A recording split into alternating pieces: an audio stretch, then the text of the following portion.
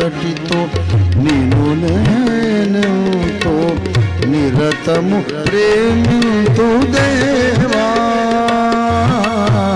మది నిన్ను సేవింతు దేవా, నా బలమైన దేవా, నా బలమైన దేవా.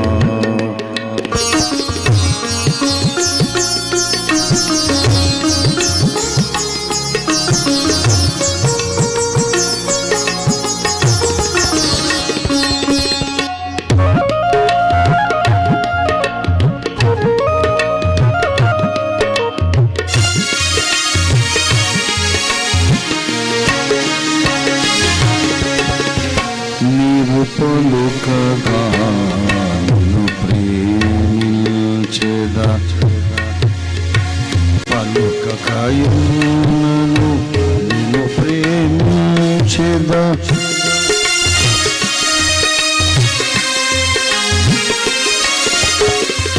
నీవు పలుకగా నిన్ను ప్రేమించెదా, పలుకకయున్నను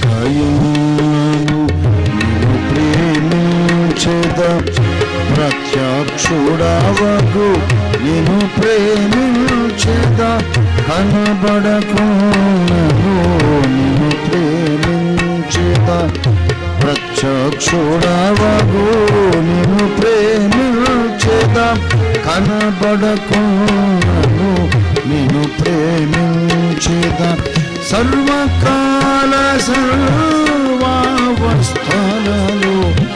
సర్వకాల సర్వావస్థలలో మానక నిన్ను గొలుతు దేశా, నా బలమైన దేవా, నా బలమైన దేవా. ప్రార్థన ఎవరండి? పురుషోత్తం గారు వచ్చి ప్రార్థన చేయవలసిందిగా వారికి సమర్పిస్తాం కానుకల కోసం.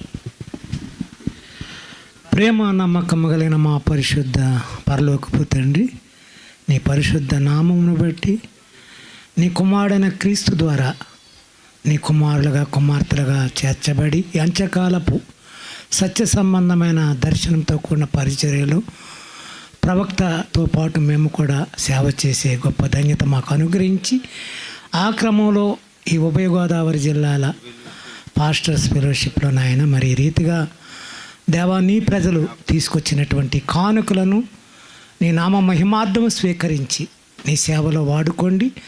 అంతకు 30 60 100 ఆర్థిక ఫలము ప్రతి ఒక్కరికి దయచేయండి. యేసు నామములో అడిగి వేడుకొనుచున్నాను తండ్రి, ఆమేన్. థ్యాంక్ యూ పాస్టర్ గారు. దేవునికి స్తోత్రం. హల్లెలూయా.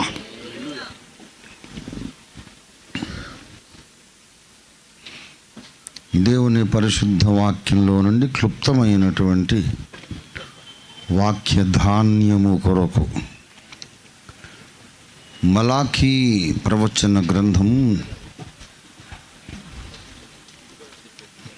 4వ అధ్యాయం 2వ వచనం చదువుకుందాం. అయితే నా నామమందు భయభక్తులు గలవారగు మీకు నీతి సూర్యుడు ఉదయించును, అతని రెక్కలు ఆరోగ్యము కలుగజేయును.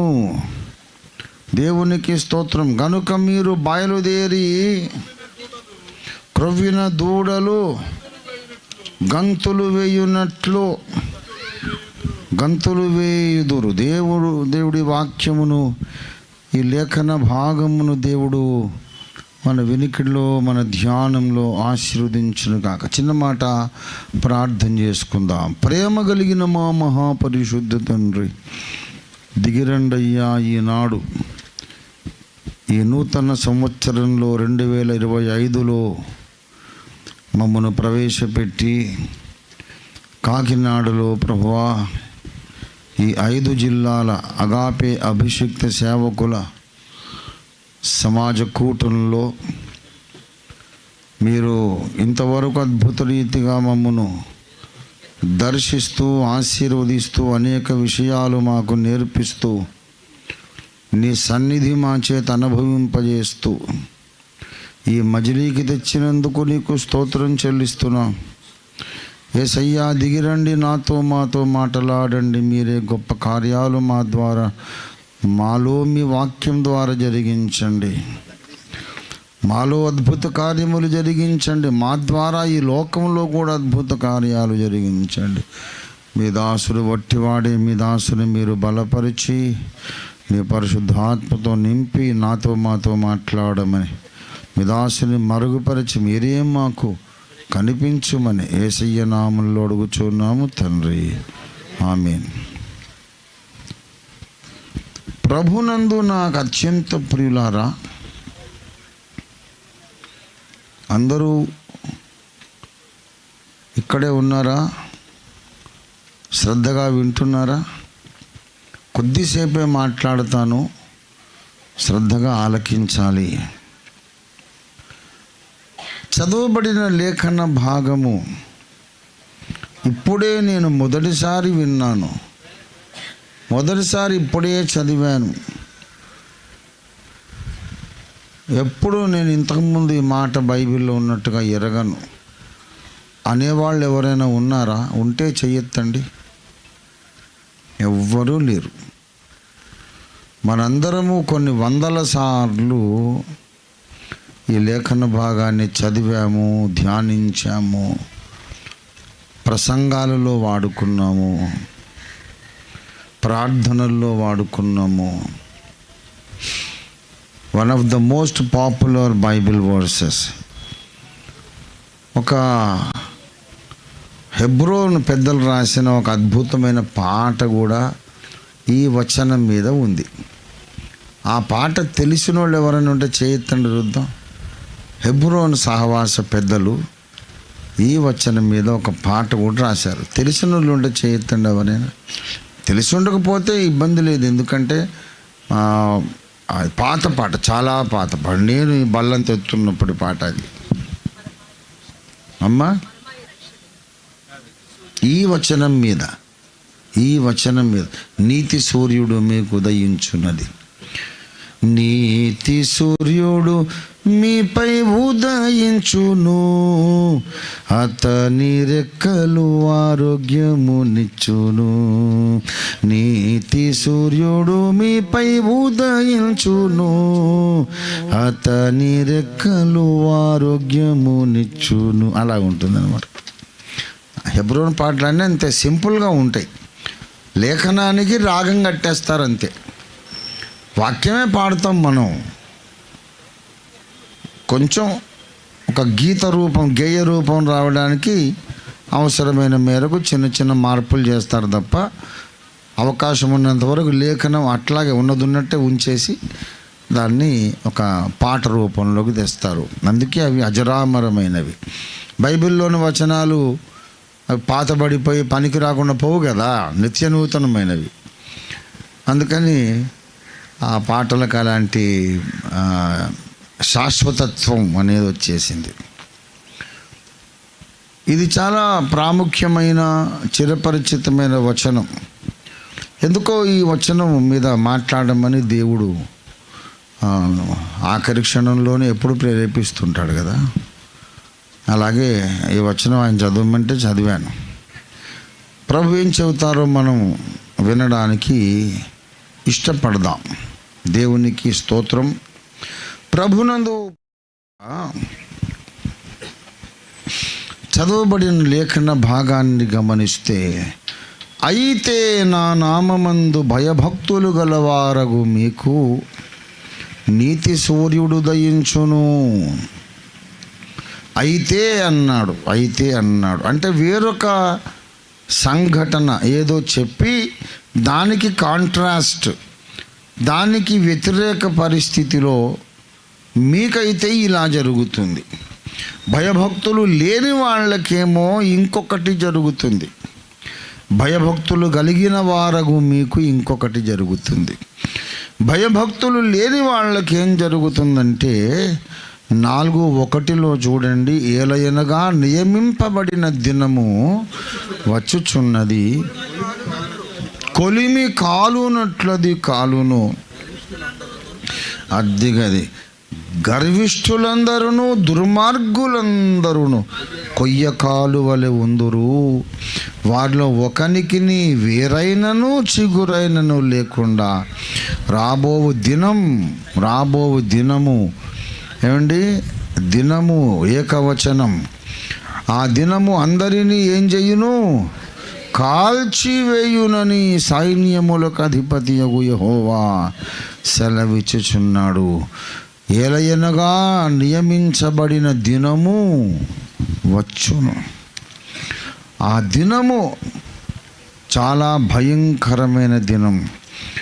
అది గొర్రెపిల్ల ఉగ్రత మహాదినము. దేవుడు తన కోపాన్ని అవిధేయుల మీద చూపించే దినం. 3వ వచనంలో కూడా, నేను నియమింపబోవు దినమున దుర్మార్గులు మీ పాదముల క్రింద ధూళి వలె ఉందురు. ఆ దినమున ప్రియులారా, ఒక దినాన్ని గురించి మాట్లాడుతూ ఉన్నాడు. ప్రభు దినము దొంగ వచ్చినట్లు వచ్చును. ఆ దినం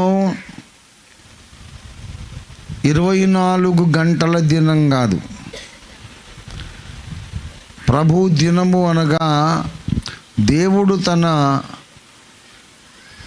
సర్వోన్నత అధికారము నిరూపించడానికి, సోవరినిటీ అంటారు, తన సర్వోన్నత అధికారాన్ని నిరూపించడానికి మానవ వ్యవహారములలో ప్రత్యక్షంగా జోక్యం చేసుకునే ప్రత్యేకమైన కాలఘట్టము. అది యెహోవా దినం అంటే. యెహోవా దినం అంటే ఒక 24 hours కాదు. దేవుడు వచ్చి మానవుల వ్యవహారాలలో జోక్యం చేసుకుంటాడు. ఇక ఉన్నాడా లేడా అని అడగడానికి అవకాశం ఎవడికి ఉండదు. ఉన్నాడు రోయ్, దేవుడు ఉన్నాడు, ఏంటి లేకపోతే ఇలా జరుగుతున్నాయి సంభవాలు అని నాస్తికులు, పరమ నాస్తికులు కూడా అనాలి. అంత స్పష్టంగా తన ఉనికి నిరూపించుకునేలాగు దేవుడు మానవ వ్యవహారాలలో, మానవ రాజకీయాలలో, ప్రకృతి పరిస్థితులలో ఆయన జోక్యం చేసుకోబోతున్నాడు. అది భయంకరమైనటువంటి దినం. యెహోవా దినం, దేవుని దినం, అది ప్రతిదండన దినం. దేవుడు అవిధేయులను దండించే దినం. ఆ దినములో ఎన్నో భాగాలు ఉన్నాయి. ఇంకా దేవుని ప్రతిదండన దినమును కూడా ప్రకటించడానికే యేసు ప్రభువారు అభిషేకించబడ్డాడట. యేసు ప్రభువారిని దేవుడు అభిషేకించడానికి కారణం 2 ప్రకటించాలి ఆయన.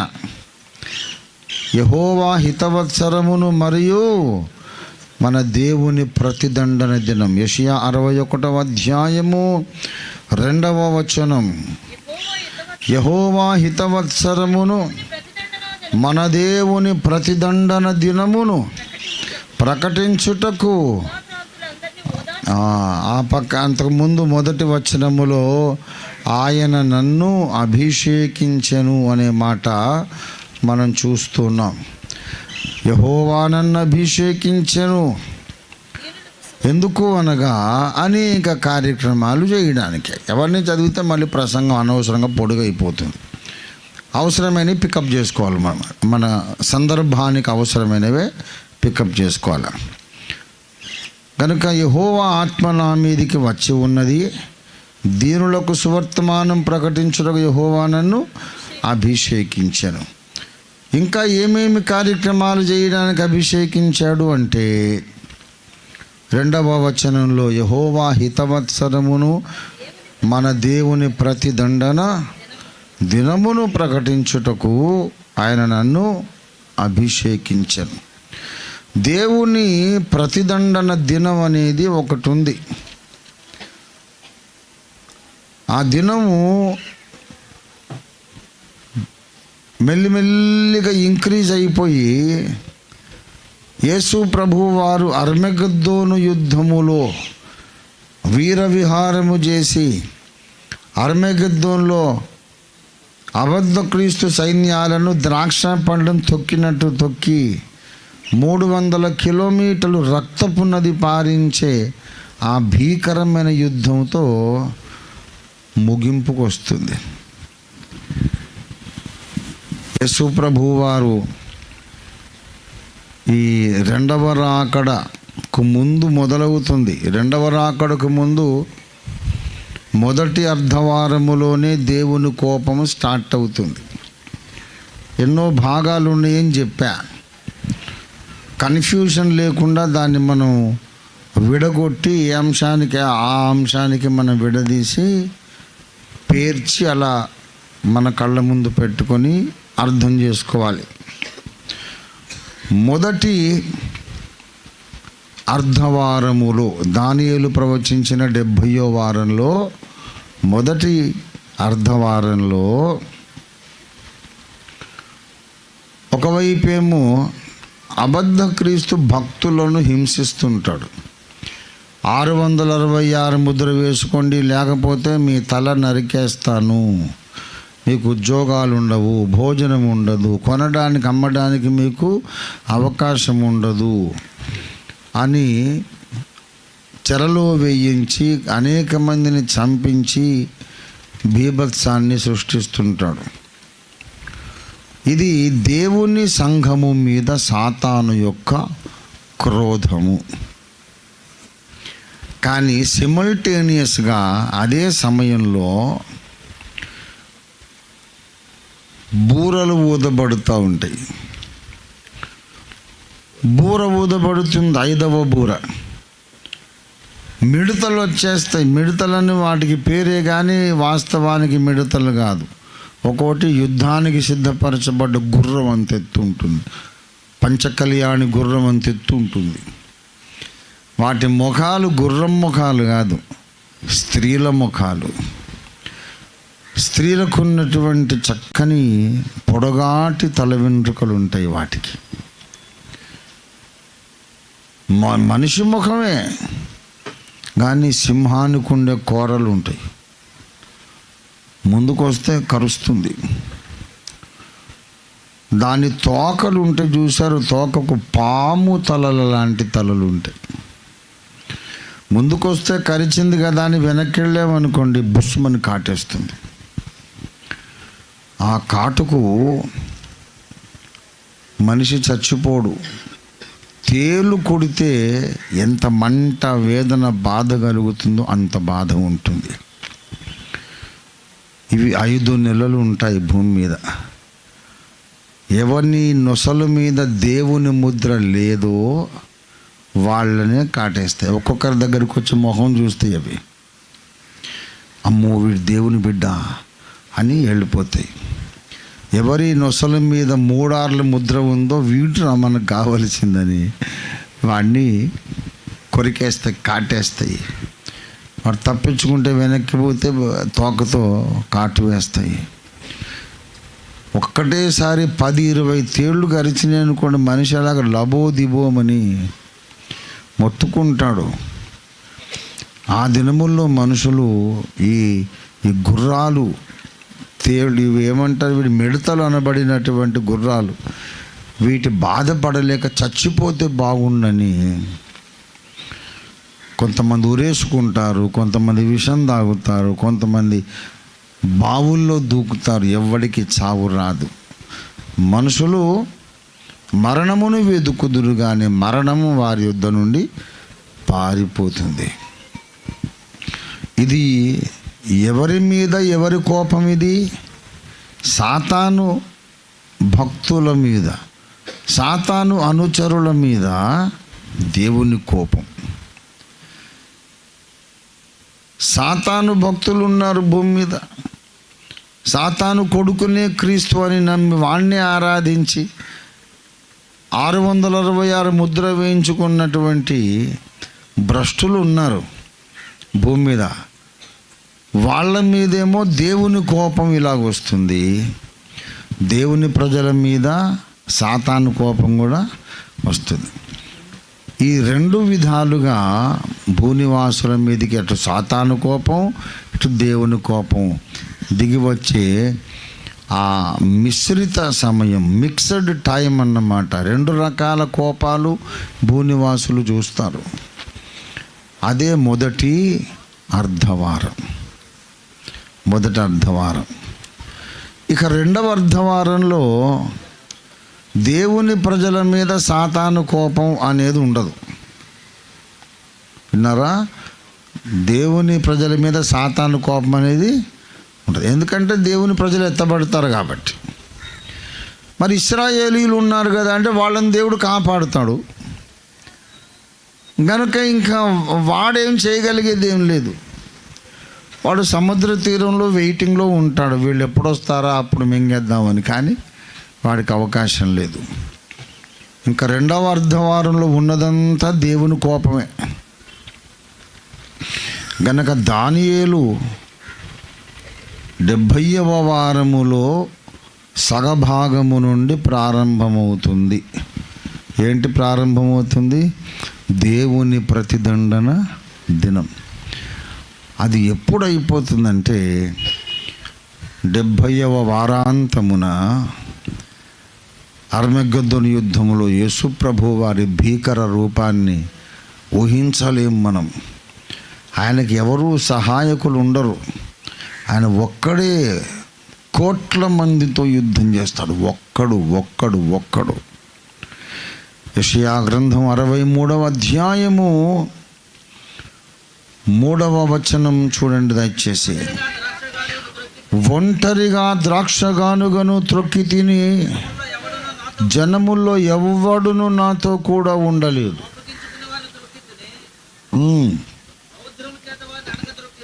రౌద్రము చేత వారిని, రౌద్రం ఈయనే అంతకుముందు ఏం చెప్పాడు? మొదటిసారి వచ్చినప్పుడు నేను సాత్వికుడను, దీన మనస్సు కలిగిన వాడని అన్నాడు. ఇప్పుడు రుద్రమూర్తి అయిపోయినాడు. రౌద్రము చేత వారిని అణగద్రొక్కి వారి రక్తము నా వస్త్రాల మీద వాళ్ళ రక్తం చెందింది, నా బట్టలన్నీ డాగులే. అది ఏం దినం వచ్చింది? పగ తీర్చుకొను దినం. దేవునికి పగ ఉంటుంది. పగ అంటే అర్థం ఏంటంటే వాయిదా వేయబడిన, పోస్ట్పోన్ చేయబడిన న్యాయ కోపము. న్యాయమైన కోపమును వాయిదా వేసి ఇప్పుడు కాదులే ఇంకొకసారి చూసుకుంటాను అనుకోవడమే పగ. ఎప్పుడైతే మనుషులు దేవుని సువార్తను తృణీకరించి మాకు అక్కర్లేదు పొమ్మని అవమానించారో దేవునికి కోపం వచ్చింది. నా సువార్తనే తృణీకరిస్తారా మీరు, మీ అంతు చూస్తాను అనుకున్నాడు. కానీ వెంటనే ఆయన కోపము బయలుపరచలేదు, కోపాన్ని అణుచుకున్నాడు. మూఢుడు కోపపడునది నిమిషములో బయటపడును, జ్ఞాని తన కోపమును అణుచుకొని ఊరకుండును. ఏమనటం లేదు, వెంటనే యాక్షన్ తీసుకోవట్లేదంటే పర్లేదులే, ఆ పెద్దాన్ని పట్టించుకోలేదులే, చాలా బిజీగా ఉన్నాడు అని అనుకోవద్దు. ఎప్పుడు రేటు పడాలో అప్పుడు పడుతుంది. అది పరిపూర్ణమైనటువంటి ఒక జ్ఞాని లక్షణం. అది వెంటనే గాబరా పడిపోయి హైరాణ పడి, ఏంట్రా ఎందుకు ఇలా చేసావు, అలా చేసావు, ధూమ్ ధామ్ అన్నాడంటే వాడు మూఢుడు. దేవుని లక్షణాలు మనకు కూడా రావాలి. నేను ఎవరిని వెంటనే కోప్పడను, అన్నీ చూస్తుంటాను, చప్పుడు కాకుండా ఉంటావు. టైం టేబుల్ ఉంటుంది నాకు. ఆ టైం టేబుల్ ప్రకారం ఎప్పుడు వేయాలో అప్పుడు వేస్తాను దెబ్బ. అది దేవుని పద్ధతి. సువార్తను తృణీకరించి దేవుణ్ణి దూషించి లేఖనాలను అపహాస్యం చేసిన అందరూ చేస్తున్నారు. చేయని వాళ్ళ పాపాలన్నీ దేవుడు లెక్క పెడుతున్నాడు. ఒక టైం వస్తుంది, ప్రతిదండన దినం, ఇంకా ఆయన కోపాన్ని ప్రదర్శించే దినం వచ్చేస్తుంది. అందులో తొలి దినాలలో సంఘం ఈ లోకంలో ఉంటుంది, కానీ కాపాడబడుతుంది. వారం మధ్యలో మహిమలోకి వెళ్ళిపోతుంది. తర్వాత ఉండేదంతా దేవ విరోధులు, కృప పొందని వారు, ఉగ్రతకు పాత్రులు మాత్రమే ఉంటారు. రెండవ అర్ధవారం చివరికి వచ్చేసరికి ఇదిగో ఈ పగ తీర్చుకునే దినం అనేది వచ్చేసింది.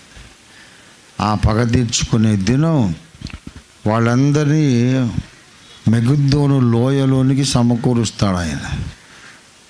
అది ఇలాగ చాలా డీప్ వ్యాలీ అన్నమాట. ఎన్నో లక్షల మందో, 1-2 కోట్ల మందో ఉంటారు. మరి వాడి సైన్యం, అబద్ధ క్రీస్తు సైన్యం, అందరినీ ఆ లోయలోనికి సమకూర్చిన తరువాత యేసుప్రభు వారు దర్శనమిచ్చి ద్రాక్షల తొట్టిని గానుగను త్రొక్కేవాడిలాగా మనుషుల మీద తొక్కుతుంటాడు. వీళ్ళ దగ్గర బుల్లెట్లు ఉంటాయి, అబద్ధ క్రీస్తు దగ్గర తుపాకులు, బుల్లెట్లు ఉంటాయి. ఆయనదేమో మహిమ శరీరం. వీళ్ళ బుల్లెట్లు ఏం చేస్తాయి? ఆయనని బుల్లెట్లు పేలిస్తే ఆయనలో గుండా అవతలికి వెళ్ళిపోతాయి, ఆయనకి ఏమవ్వదు. కానీ ఆయన తొక్కుతుంటే ఒక్కొక్కడు ద్రాక్ష పండు చితికిపోయినట్టు చితికిపోతాడు. రక్తం భయంకరంగా బయటకు వచ్చి గుర్రముల కళ్ళెము అంత ఎత్తు. అంటే ఎంత ఎత్తు తెలుసా? నేను నిలబడ్డ దానికంటే ఇంకా పైన ఉంటుంది. అంత లోతుగల నది 100 కోసుల దూరం, అంటే 300 కిలోమీటర్లు. ఒక మనిషి అంత లోతున్న నది, రక్తపు నది ప్రవహిస్తుంది. ఏంట్రా ఈ రక్తపు నది అంటే లోక రక్షకుడు దిగొచ్చాడు, ఆయన ఉగ్రత దినం వచ్చిందని అప్పుడు చెప్పుకుంటారు ప్రజలు. ప్రియులారా, ఆ భయంకరమైన దినాన్ని గూర్చి ఇక్కడ మలాఖీ 4వ అధ్యాయం 1వ వచనంలో చెబుతున్నాడు. నియమించబడిన దినము వచ్చును, గర్విష్ఠులు దుర్మార్గులందరూ కొయ్య కాలువలే ఉందురు, వారిలో ఒకనికి వేరైనను చిగురైన లేకుండా సమూల నాశనం జరుగుతుందన్నమాట.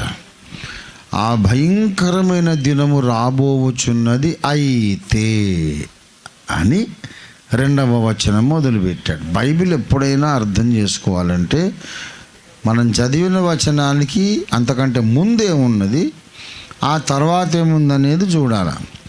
లేకపోతే ఇక అంతా గందరగోళమే, ఏది అర్థం కాదు. అర్థమైంది అనుకొని ఏదేదో మాట్లాడేస్తుంటాం, కానీ ఆ సబ్జెక్ట్ అర్థం కాదు. దుర్మార్గులందరి మీదికి శిక్ష వచ్చుచున్నది, అవిధేయులందరి మీదికి శిక్ష వచ్చుచున్నది. ఇది 1వ వచనం. అయితే దానికి వ్యతిరేక స్థితిలో, కాంట్రాస్ట్లో ఏం జరుగుతుందంటే, నా నామమందు భయభక్తులు గలవారగు మీకు నీతి సూర్యుడు ఉదయించును. అనగా నీతి సూర్యుడు ఉదయించుట అనేది ఇది 2వసారి. మొదటిసారి మరియ గర్భమున జన్మించినప్పుడు అది ఉదయించాడు. అది కూడా నీతి సూర్య ఉదయమే. అది కూడా ఎందుకంటే యెషయా గ్రంథము 9వ అధ్యాయంలోనికి మీరు వస్తే అక్కడ కూడా ఇదే మాట ఉంటుంది. యెషయా 9వ అధ్యాయం 2వ వచనం. చీకటిలో నడుచు జనులు గొప్ప వెలుగు చూచుచున్నారు.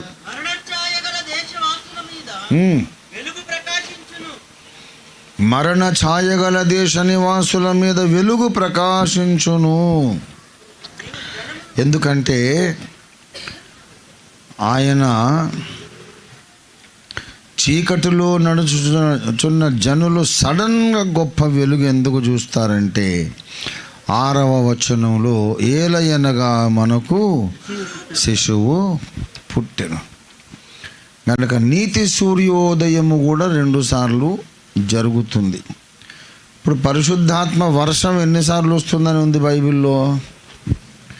2 సార్లు. తొలకరి వర్షం, కడవరి వర్షం. ఈ 2 సార్లే వస్తుందా? ఈ మధ్యలో కూడా ప్రతివాని చేనిలోను పైరు మొలుచున్నట్లు జల్లులు కురిపిస్తాడు. Local revival. ఎవరి సంఘం మీద వాళ్ళకి, ఎవరి ఇంటి మీద వ్యక్తిగతంగా చిన్న చిన్న జల్లులు పడుతుంటాయి. కానీ సార్వత్రికంగా ప్రపంచమంతటిని ప్రభావితం చేసే worldwide outpouring of the Holy Spirit, ప్రపంచవ్యాప్తమైన పరిశుద్ధాత్మ కుమ్మరింపులు 2.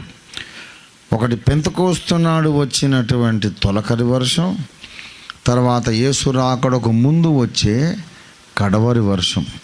ఈ లోపల చిన్న చిన్న జల్లులు కూడా వస్తాయి.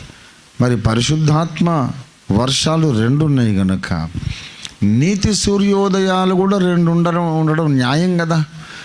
కనుక ఆయన మరియ గర్భము నుండి ఉద్భవించినప్పుడు ఆయనకు అప్పుడు కూడా ఆయన నీతి సూర్యుడే. ఎందుకంటే లోకమునకు నేను వెలుగునై ఉన్నానని చెప్పాడు. దేవునికి స్తోత్రం కలుగును గాక. కనుక ఆయన అయితే ఉదయిస్తున్నాడు. ఈ నీతి సూర్యోదయమును గురించి ఇప్పుడు ఎన్నో అధ్యాయంలో చదివాను నేను. ఎన్నో అధ్యాయము? 9వ అధ్యాయంలో చదివా. అంతకంటే ముందున్న అధ్యాయం, ఒక్క అధ్యాయం వెనకటికి వెళితే 8వ అధ్యాయము 20వ వచనం. ఈ వాక్య ప్రకారము వారు బోధించని ఎడల వారికి అరుణోదయం కలుగదు. అరుణోదయం అంటే సూర్యోదయం. కాబట్టి ఆ అరుణోదయాన్ని గురించి చెబుతున్నాడు 9వ అధ్యాయంలో. కనుక ప్రియులారా, యేసు ప్రభు వారు మొదటిసారి వచ్చినప్పుడు అంధకారములో ఆయన సూర్యుని వలె ప్రకాశించడానికి వచ్చాడు. నేనే లోకానికి వెలుగునై ఉన్నానని చెప్పాడు. ఆ తర్వాత 2వసారి కూడా ఆయన నీతి సూర్యుడిగా ఉదయించబోతున్నాడు. 2వసారి నీతి సూర్యుడిగా వచ్చినప్పుడు ఆయన నామమునందు భయభక్తులు కలిగిన వారగు మీకు ఒక ప్రత్యేక అనుభవం కలగబోతుంది. ఏం అనుభవం చెప్పండి? అయితే నా నామమందు భయభక్తులు కలిగిన వారు మీకు నీతి సూర్యుడు ఉదయించును. అతని రెక్కలు, చెప్పండి, అతని రెక్కలు ఆరోగ్యము కలిగించును. ఏమంటే అతని రెక్కలు ఆరోగ్యము కలిగించును అన్నాడు. ఇక్కడ ఒక తిరకాసు ఏమిటంటే, ఈ ఆరోగ్యాన్ని గూర్చి మాట్లాడుతూ యెషయా గ్రంథము 53వ అధ్యాయంలో దయచేసి 5వ వచనములో చూడండి.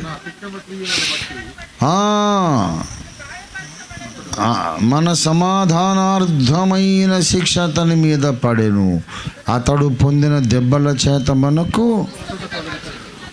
ఇప్పుడు చెప్పండి, యెషయా 53:5 ప్రకారం మనకు దేని ద్వారా స్వస్థత కలుగుతుంది? యేసయ్య పొందిన దెబ్బలు లేక గాయముల వలన. మలాకీ 4:2 ప్రకారం దేని వలన ఆరోగ్యం కలుగుతుంది? ఇప్పుడు రెక్కల వలన ఆరోగ్యం కలుగుతుందా, లేకపోతే ఆయన పొందిన గాయాల వలన ఆరోగ్యం కలుగుతుందా అనేది ప్రశ్న. ఏమండి, ప్రశ్నించాల్సిందే కదా.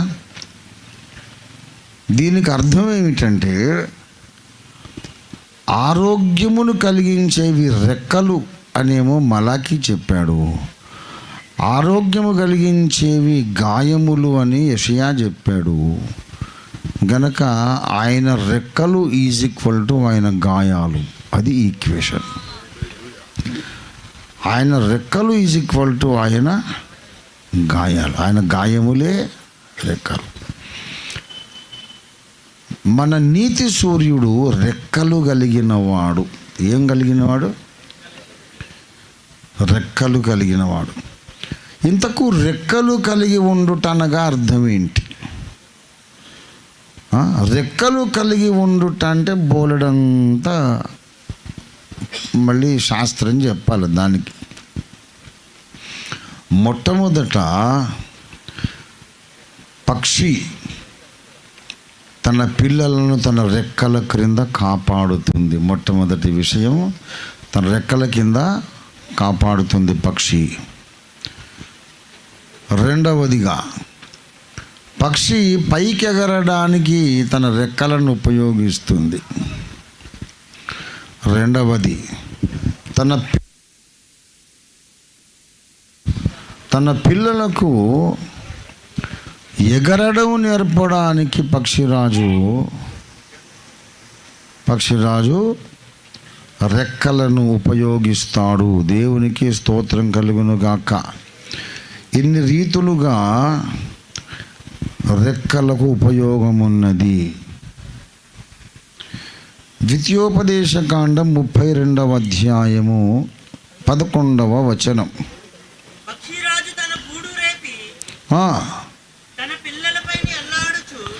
పక్షిరాజు తన గూడు రేపి తన పిల్లలపైన అల్లాడుచు రెక్కలు చాపుకొని పట్టుకొని తన రెక్కల మీద మోయినట్లు ముందు గూడు రేపుతాడంట. గూడు రేపితే ఏం చేస్తాయి? ఎత్తైన స్థలములలో గూడు కట్టి అందులో పొదిగి పిల్లల్ని పెట్టి అందులో ఉంచి పిల్లలను గూడు రేపేసింది. గూడు రేపేస్తే ఆ పిల్లలు తప్పమని రెక్కలు కొట్టుకుంటూ చచ్చిపోతామని భయంతో రెక్కలు కొట్టుకుంటాయి. మళ్ళీ వాటిని మోస్తుంది ఆ పక్షిరాజు. కింద పడిపోతున్నాం అనుకునే లోపుగా వచ్చి వాటిని రెక్కల మీదకి తీసుకుని మళ్ళీ పైకి తీసుకెళ్ళి అక్కడ వదిలేస్తుంది. మళ్ళీ అక్కడి నుంచి పడి గాల్లో ఇలాగ రెక్కలు కొట్టుకుంటూ ప్రాణ భయంతో రెక్కలు కొట్టుకుంటుండగా భూమి టచ్ కాకముందు మళ్ళీ తన రెక్కల మీదకి తీసుకుంటుంది పక్షిరాజు. ఇలాగా కొన్నిసార్లు చేసేసరికి ఆ పిల్లలకు ఎగరడం వచ్చేస్తుంది. దేవునికి స్తోత్రం కలుగును గాక.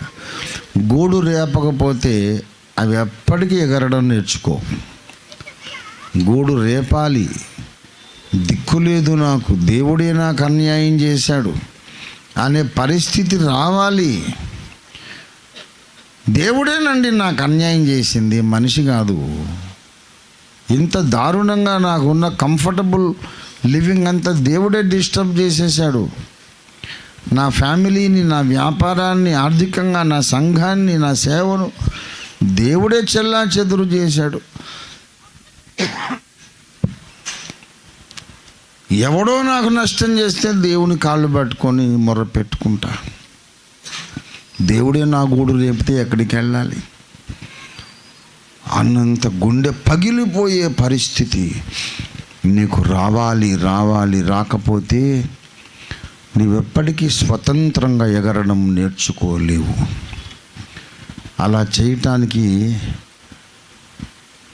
దేవుడు నీకు కొన్ని పాఠాలు నేర్పడానికి నీ గూడు రేపుతాడు.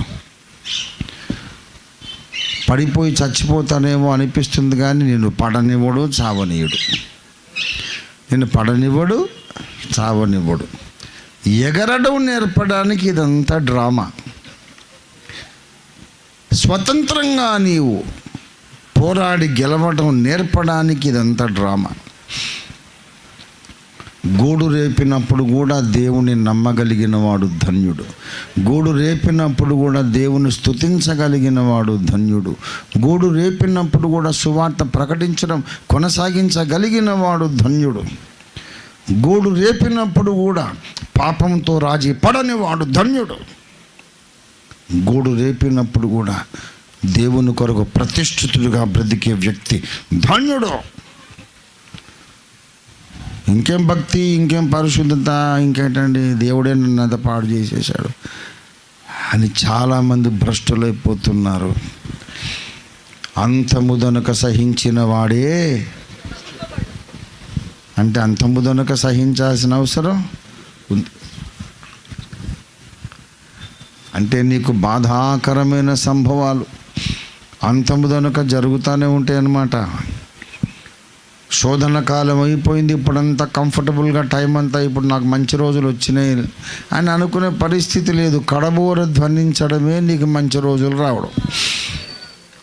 కడబోర ధ్వనించి మనం మహిమ శరీరాలతో పైకి వెళ్ళిపోతే ఇక మనకి ఏ శోధన ఉండదు. కానీ కడబోరం రోగేదాకా నీవు ఈ గూడు రేపే ఈ ప్రక్రియకు నీవు అలవాటు కావాలి. నువ్వు అనుకుంటావు కొంతకాలం కిందట నాకు చాలా పరిస్థితులన్నీ వ్యతిరేకం అయిపోయినాయండి, చాలా బాధపడ్డానండి, తర్వాత ఇప్పుడు నేను కొంచెం బాగున్నాను, దేవుని దయ. నువ్వు బాగున్నాను అనుకున్నప్పుడే కొంప మునిగిపోద్ది, అప్పుడే మళ్ళీ మొదలవుతుంది. దేవుని బిడలారా, ఈ శోధనలు, ఈ పరీక్షలు అనేవి నిన్ను ఇంకా ఇంకా అధిక పరిశుద్ధతలోనికి నడిపిస్తాయి, ఇంకా యేసయ్య పోలికలోనికి మారుస్తుంది. ఒక పెద్ద ప్రచండమైన సబ్జెక్ట్ ఇది. దేవుని బిడ్డలారా, ఇక్కడేమో దేవుని రెక్కలు చేసే పని మనకు కనబడుతుంది, రక్షకుని రెక్కలు చేసే పని కనబడుతుంది. మనం యెషయా గ్రంథం 40వ అధ్యాయం 30-31 వచనాలకు వెళ్తే మన రెక్కలు చేసే పని కనబడుతుంది. మరి మన నాన్నగారికి రెక్కలు ఉంటే మనకు కూడా ఉండాలిగా. నేను మిమ్మల్ని మాట అడుగుతున్నాను. ఇంతకుముందు ఒక ఈక్వేషన్ రాశాం, యేసయ్య రెక్కలు = మరి ఇప్పుడు ఇక్కడికి వచ్చిన తర్వాత మరి భక్తుల యొక్క రెక్కలు కూడా మరి గాయం కాకుండా రెక్కలు కావాలని ఆశిస్తుంటాం మనం. అది సాధ్యము కాదు. ప్రియులారా, బైబిల్ ఎంత ప్రియమైన గ్రంథం అండి. నిజంగా ఎవడైనా ఒక మానవుడు కూర్చొని ఇట్లాంటి బుక్ రాయగలడా? అసలు రోజు నేను 50 సార్లు అనుకుంటాను. ఎక్కడున్నా, ప్రయాణాల్లో ఉన్నా, ఎక్కడున్నా, బాత్రూంలో ఉన్నా, భోంచేస్తున్నా, నా మనసులో ఒక భాగం ధ్యానిస్తూనే ఉంటుంది వాక్యాన్ని. ఎంత అద్భుతమైన బుక్ రాసావయ్యా నువ్వెంత ఆశ్చర్యకరుడివి.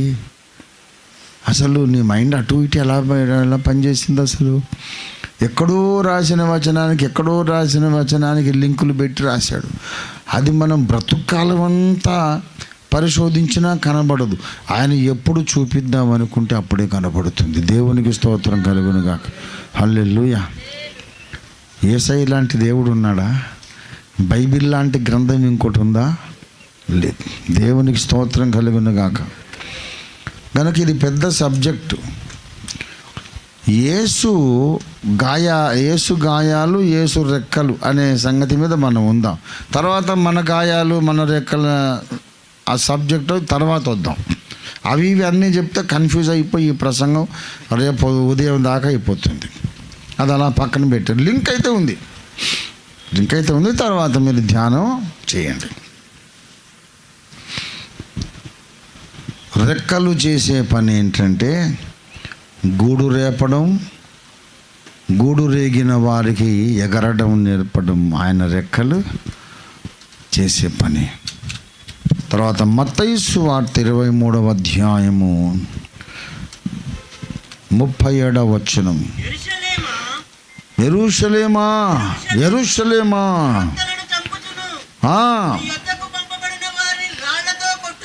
రాళ్లతో కొట్టుచును ఉండుదానా, కోడి తన పిల్లలను దేవునికి స్తోత్రం. కోడి తన పిల్లలను తన రెక్కల కిందికి ఎలాగూ చేర్చుకొనును. యేసయ్య తన రెక్కల కింద మనల్ని అలాగ చేర్చుకోవాలని ఆశ కలిగి ఉన్నాడు.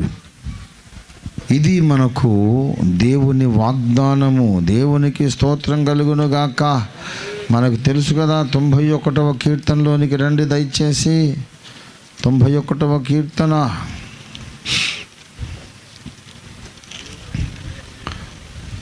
ఆయన రెక్కలతో, 4వ వచనం, ఆయన తన రెక్కలతో నిన్ను కప్పును, ఆయన రెక్కల క్రింద నీకు ఓ హల్లెలూయా ఆశ్రయము కలుగును. దేవునికి స్తోత్రం కలుగును గాక. హల్లెలూయా. దేవుని రెక్కల నీడలో నీకు ఆశ్రయం.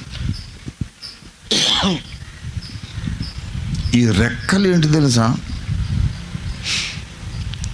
రెక్కలు ఏంటంటే ఈ భూమి ఆకర్షణ శక్తిని జయించగలిగే శక్తి పేరే రెక్కలు. ఈ భూమి ఆకర్షిస్తుంది, రమ్మంటుంది. ఈ లోక సమాజము ఆకర్షిస్తుంది, రమ్మంటుంది, మాలో కలిసిపోమ్మంటుంది.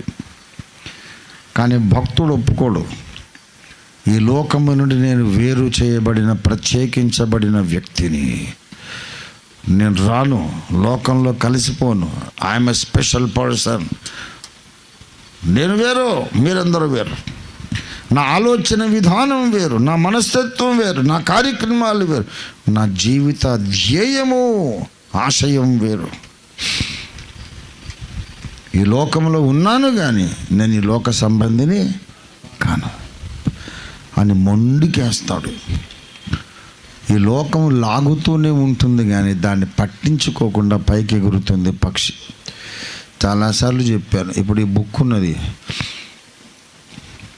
దీన్ని అలా వదిలేస్తే ఎక్కడ పడుతుంది? అది ఏ వస్తువును వదిలేసినా కిందికే పడుతుంది. ఎందుకు? గురుత్వాకర్షణ శక్తి ఉన్నదని చెప్తాం. మరి కొంగలు ఎగురుతున్నాయి, వాటికి లేదా ఆకర్షణ శక్తి? పావురాలు, కొంగలు, కాకులు, గద్దలు, ఊరపిచ్చుకలు, సీతాకోక చిలుకలు, ఏమండి, వాటిని కూడా భూమి లాగుతుంటుంది. లాగుతుందా లాగదా? భూమి అన్నిటినీ సమానంగా లాగుతుంది. కానీ పక్షులకు ఒక శక్తి ఉంది. భూమి లాగుతూనే ఉన్నా సరే దాన్ని ధిక్కరించి పైకి ఎగిరే శక్తి పక్షికి ఉంది. ఆ శక్తి పేరే రెక్కలు. అలాగే భూమి మనుషులందరినీ లాగుతుంది.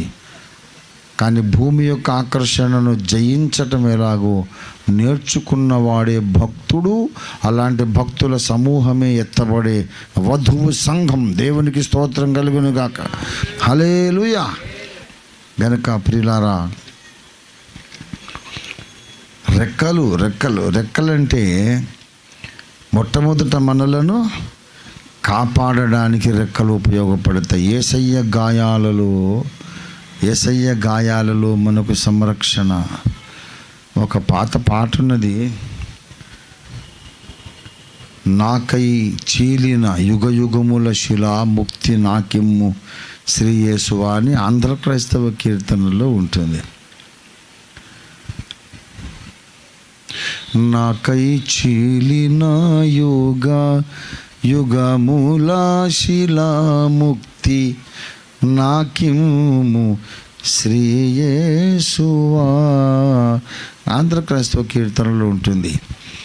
సంఘమనగా ఎవరు అంటే బండ సందులలో ఎగురున పావురం అన్నాడు. దేవునికి స్తోత్రం కలుగును గాక. బండకి ఏమున్నాయంట? సందులు. పేటు బీటులలో ఎగురు నా పావురం అంటే బీటలు వారినటువంటి బండ, చీలిపోయిన బండ. ఎక్కడ చీలిపోయింది బండ? కల్వరి కొండ మీద చీలిపోయింది. దేవునికి స్తోత్రం కలుగును గాక.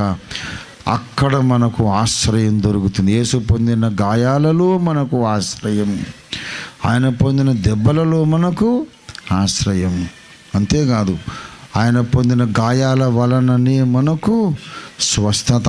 దేవునికి స్తోత్రం కలుగును గాక. అందుకే యేసు ప్రభువు వారు గాయములు పొందాల్సి వచ్చింది. ఆయన మన కొరకు గాయపడడానికి సిద్ధపడి వచ్చాడు పరలోకం నుండి. ఆయన పొందిన గాయాలను బట్టి, ఆయన గాయములు అనగా అర్థం ఏమిటంటే ఆయన ఇష్టపూర్వకంగా తన్ను తాను యజ్ఞముగా అర్పించుకున్నాడని అనడానికి అది సాక్ష్యాలు. అంటే నా చిత్తము కాదు, తండ్రి చిత్తమే నెరవేరునుగాక అనే తీర్మానం.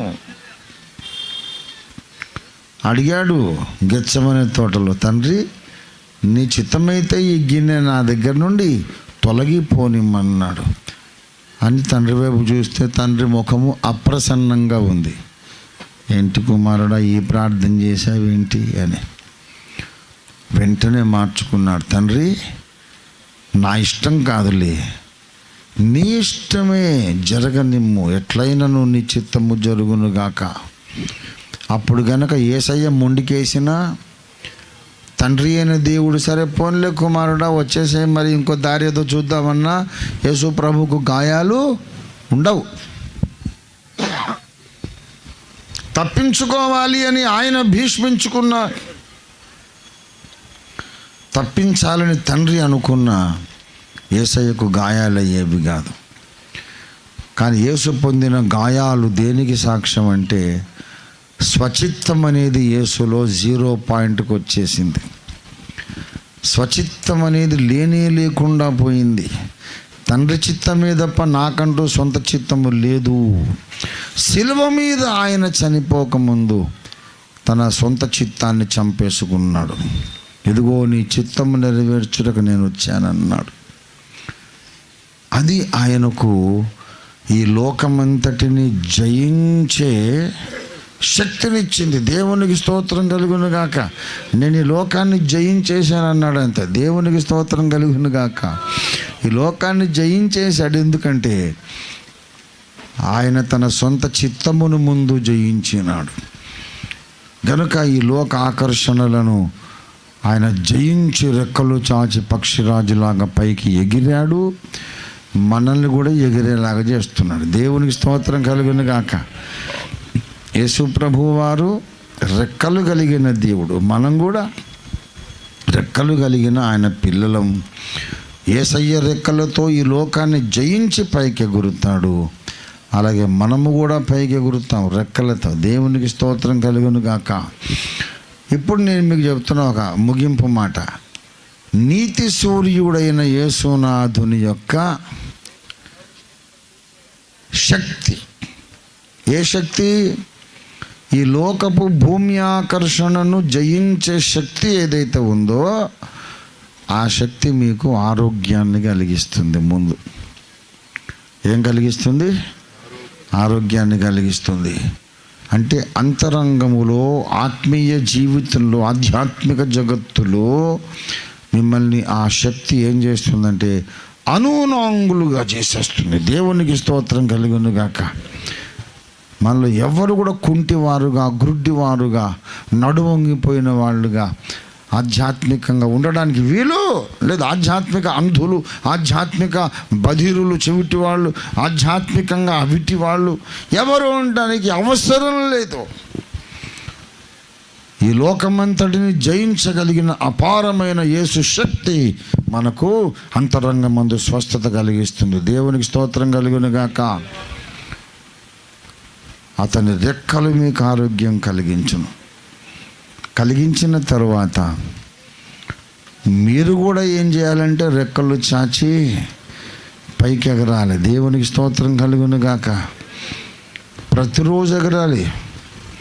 ఎగరాలంటే అర్థం ఏంటి? ప్రతిరోజు సాతానును జయించాలి. సాతానును జయించాలి, స్వచిత్తాన్ని చంపుకోవాలి, ఈ లోకాన్ని జయించాలి. అలా జయించాలంటే ఏదో ఒక రకమైన గాయాన్ని పొందాలి.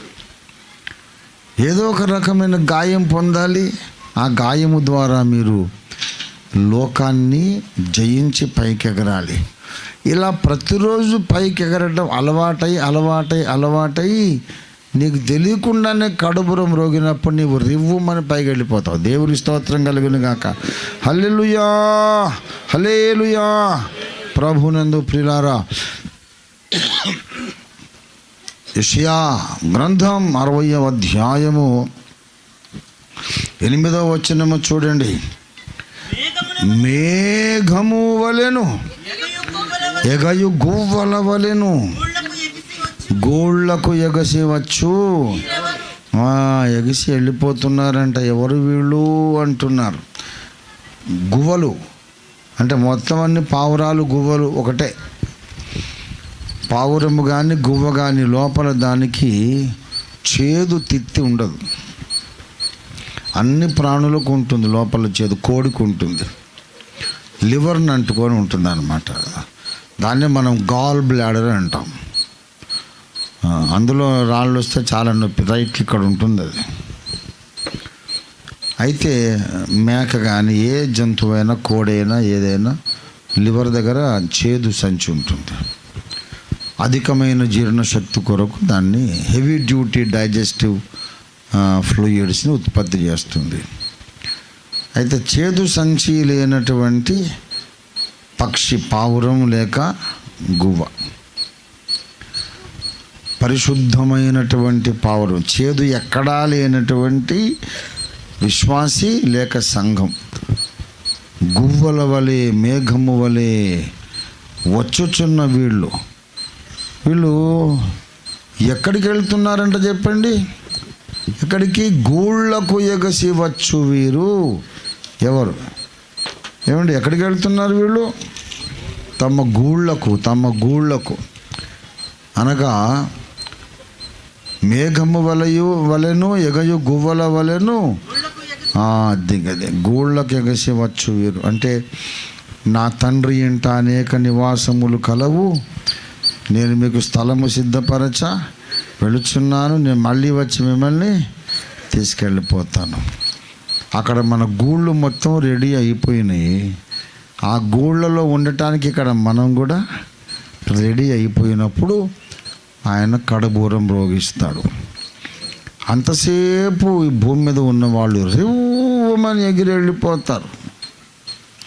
పరమ నివాసములలోనికి వెళ్ళిపోతారు, నిత్య నివాసముల్లోకి వెళ్ళిపోతారు. కానీ వాళ్ళు అంతసేపు ఏం చేస్తూ ఉండాలి?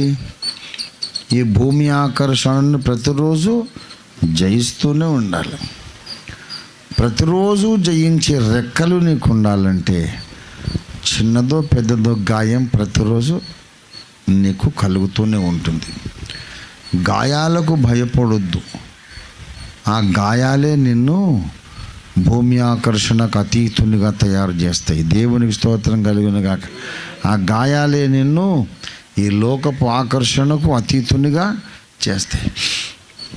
శ్రమ కలుగక ముందు నేను త్రోవ విడిచి తిరిగి తిని ఇప్పుడు నేను నీ ధర్మశాస్త్రమును అనుసరించి నడుచుకొనుచున్నాను.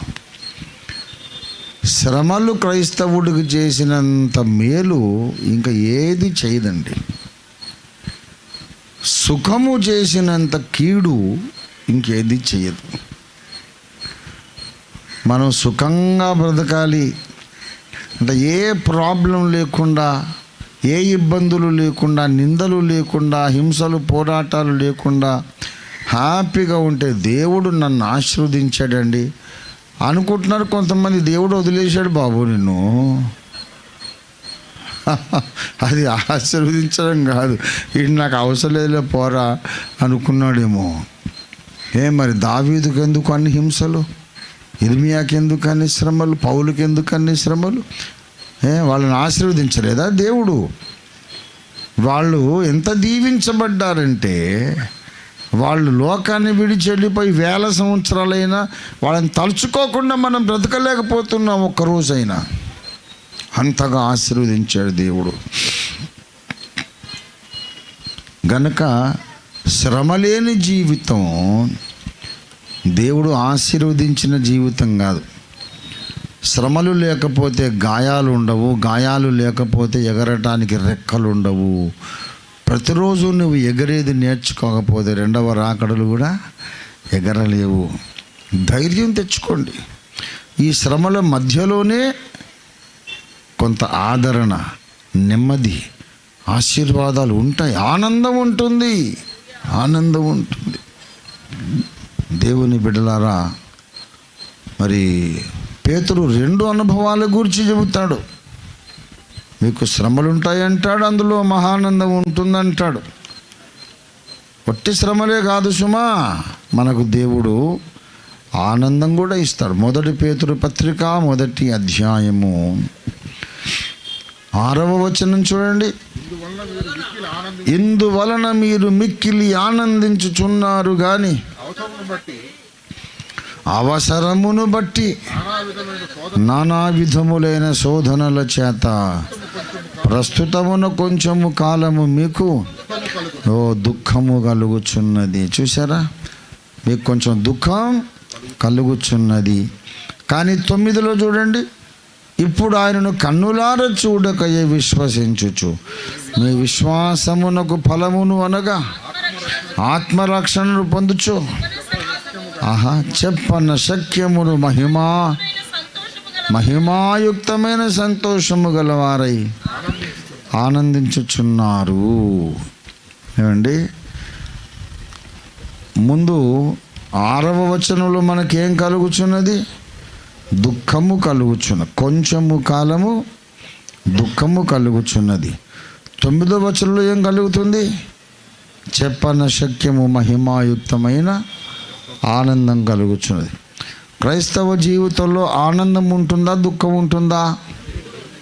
ఏమండి, 2 కలిసిందే క్రైస్తవ జీవితం. ఎక్కడ సమస్య లేకుండా, ప్రాబ్లం అన్నదే లేకుండా మొత్తం అంతా నా జీవితం వడ్డించిన విస్తరలాగా ఉందంటే వాడి సంగతి అనుమానమే. అక్కడికి వస్తాడో రాడోనని. చాలామంది కోటీశ్వరులు ఉంటారు, మంచి మేడ, బంగళా, రాజభవనంలాగా, కానీ ఏదో ఒక సమస్య ఉంటుంది వాడికి.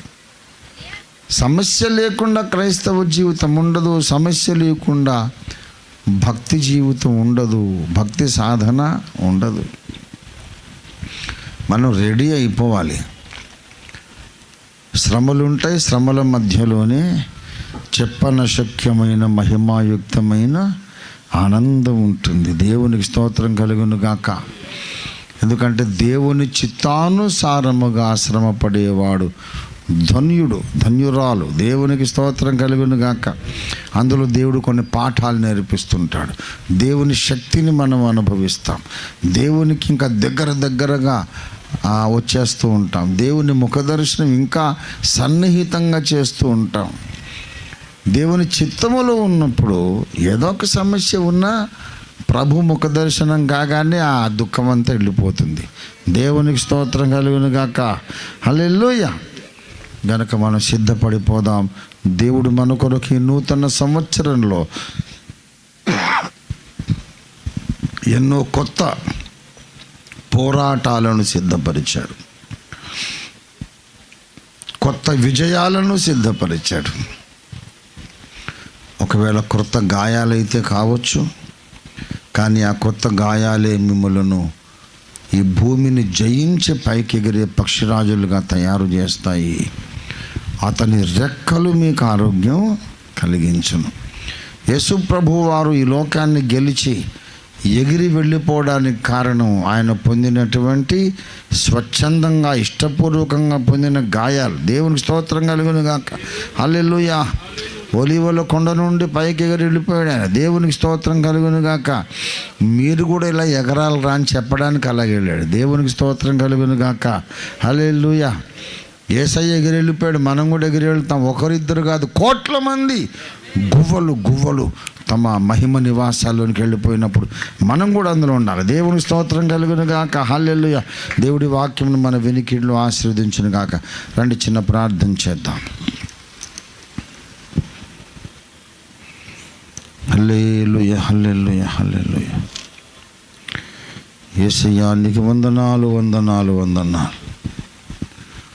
ప్రేమ కలిగిన మా మహాపరిశుద్ధ తండ్రి, ఈ దినమున మీరు మాతో మాట్లాడిన ప్రత్యేక విధానం బట్టి నీకు వందనాలు చెల్లిస్తున్నా. నీతి సూర్యుడా, నీ రెక్కల నీడలో మాకు ఆశ్రయం.